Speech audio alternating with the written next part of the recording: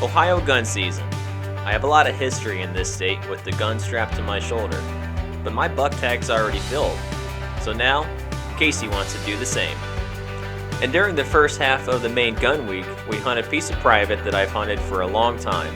And this private is shared with myself and others, and we practice quality deer management. So we weren't seeing the bucks that we wanted to shoot, so we decided to venture off onto public and try our hand on that. So for the Friday and Saturday of gun week, we traveled down south. We told ourselves we're going to travel high, low, seek far, and in between to find what we were looking for. Despite this being Kasey's first season, she still wants to shoot a buck, and a buck only, and that's something that I just gotta respect. But I am curious, as time goes on and the weight of an empty tag feels heavier in her pocket, is that gonna change?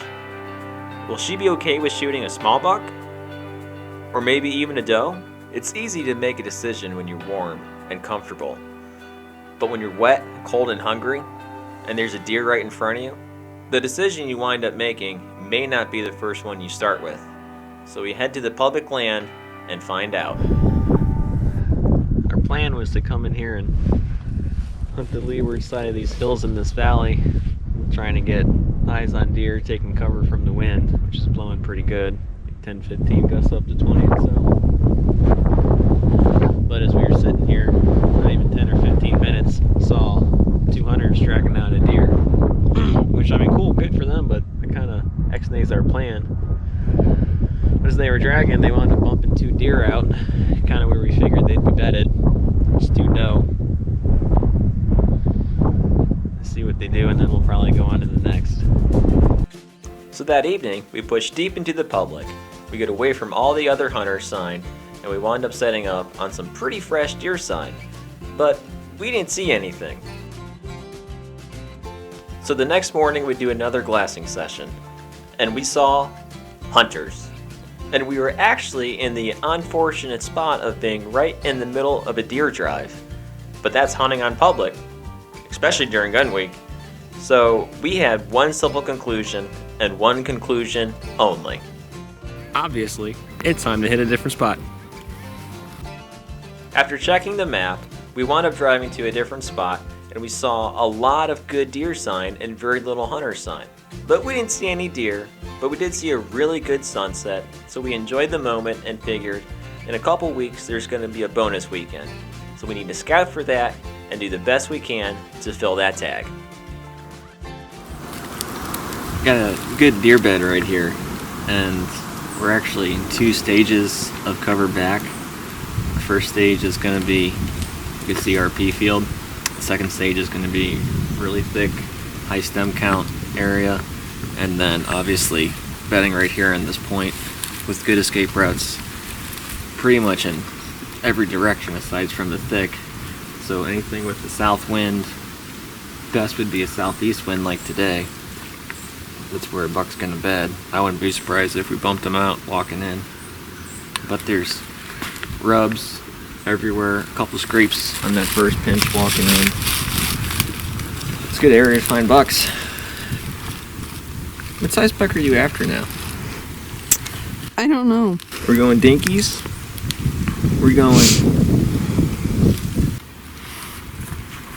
One thing that I've noticed switching from primarily a private land hunter to primarily public land is that on the private land you can get in one stage of cover and start finding the deer sign.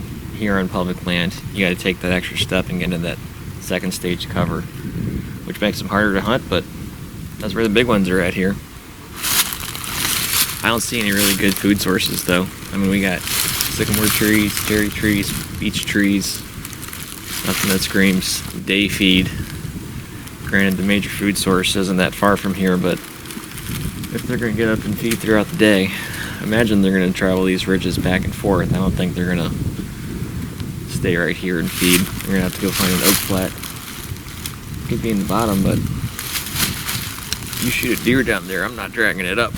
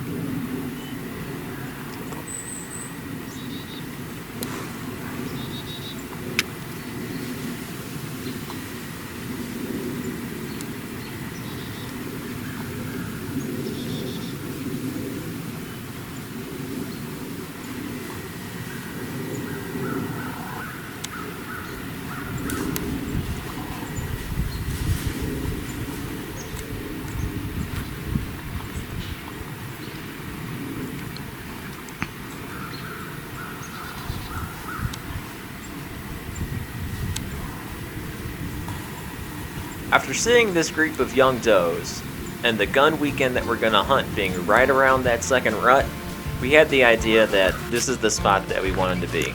So we kept on scouting, figured out how to hunt it, and then made a plan for the next weekend. And that weekend brought rain, which might take some people out of the woods, but to me, that's an invitation. It tells me, get your boots on the ground, move around, be undetected, and be the hunter that you are. So with having the idea of knowing where the deer are bedding on the ridges, and with a quiet forest floor, and the wind and the rain covering our noise, we hopped from bedding area to bedding area, trying to find the buck that Kasey was looking for.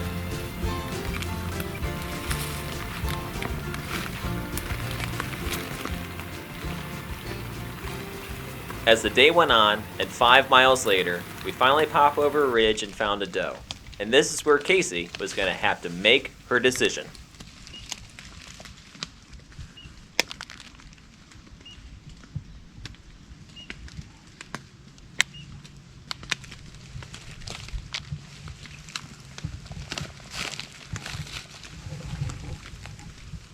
It's a broadside shot.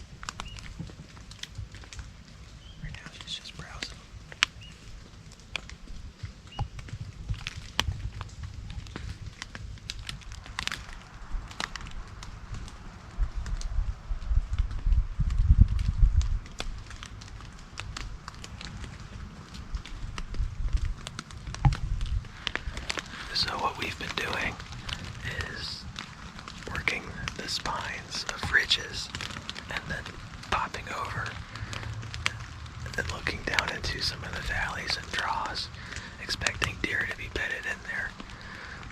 Well, we walked up on a doe. She's about 30 or 40 yards. She was sleeping, and then the bolt cover snapped on the rifle. So now she's kind of peeking up here. Our debate is if you will feel regret on shooting a doe.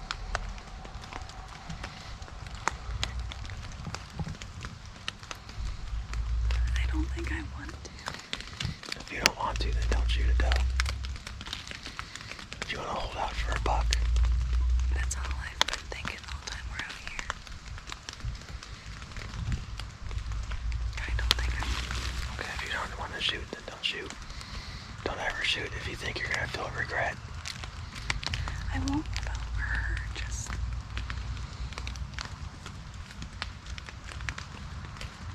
Like, we still have a ton of time. Well, we have whatever daylight time we have. A ton of time. Okay, we have a ton of time.